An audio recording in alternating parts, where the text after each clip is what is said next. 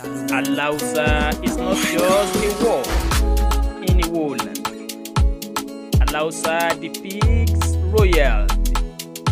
Let us give a royal treat to my darling brother, Prince Oguntono Adedayo Adisa, born on the 4th of April, few years ago.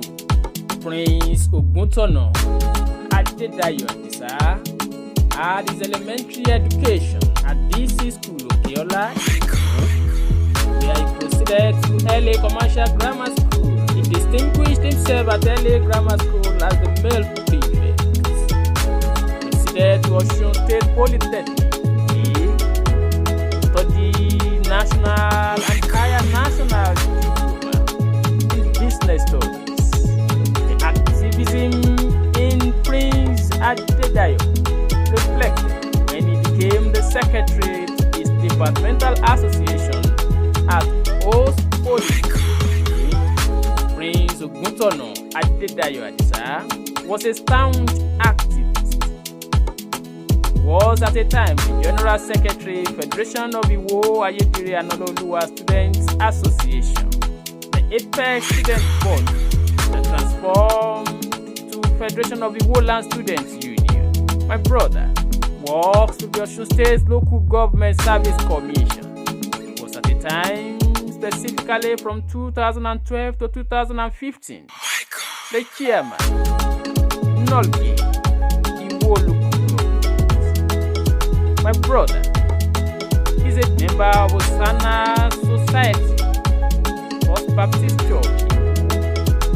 He is a member of Zenith Club Social and a member of Climax Social Club. Let us celebrate the Prince from Igbo land. Ọmọọba Oguntono Adedayo Adisa, ó kú oríire ọjọ́ ìbí ẹ̀ o. Ẹ̀mí ẹ̀ á ṣọ̀pọ̀lọpọ̀ ọdún láyé nínú ọlá ńlá pẹ̀lú àlàáfíà tó pé. Ladies and gentlemen, family, friends and well wishers, join me to celebrate this unique prince, this noble prince from Igbo land, Prince Oguntono Adedayo Adisa. Congratulations on your birthday. I wish you long life and prosperity.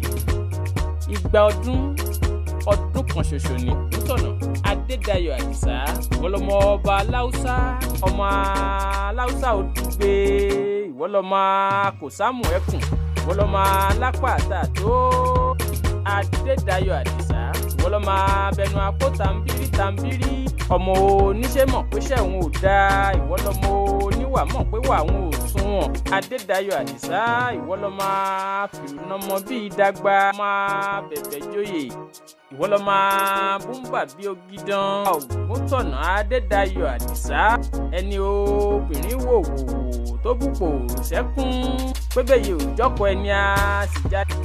Ìwọ́lọ́mọ ẹlẹ́sìn ńlá, ọmọ ẹlẹ́sìn kàtàkàtà, ọmọ ẹlẹ́sìn kìtìkìtì.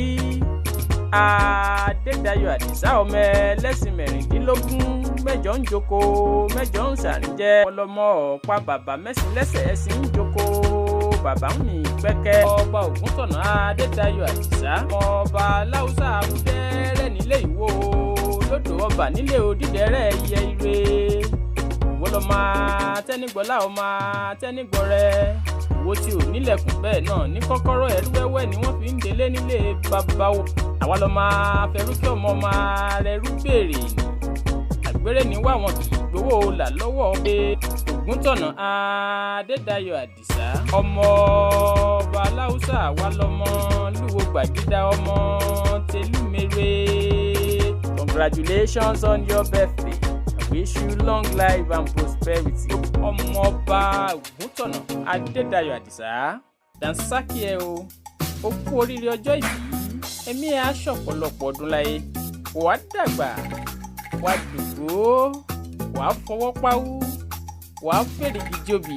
Gbogbo ohun mèremère tó ń gbélé ayé ṣe ló máa báwọn ṣe ọmọ Aláùsá Ìwó lódò ọba. On behalf of the entire Aláùsá dynasty, on behalf of your immediate family, darling wife and your children.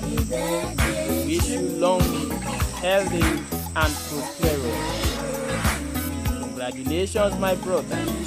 Have a fantastic birthday celebration. With love, we shall continue love.